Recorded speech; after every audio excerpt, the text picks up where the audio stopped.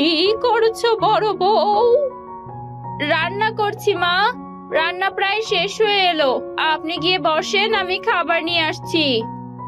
না থাক, লাগবে না, আমার ছেলেরা আসুক তারপর খাবো। সেই ভোরবেলা বের হয়েছে, মাঠের কাজ করে তারপর বাজারে যাবে, বাজার করে বাড়িতে আসবে, তখন খাবো। হঠাৎ বাজারে কেন যাবে মা? ঘরে যা বাজার আছে তা দিয়ে আজকের দিনটা চলেই যেত। বাড়িতে মেহমান আসবে, ঘরে তো আর মাছ মাংস নেই।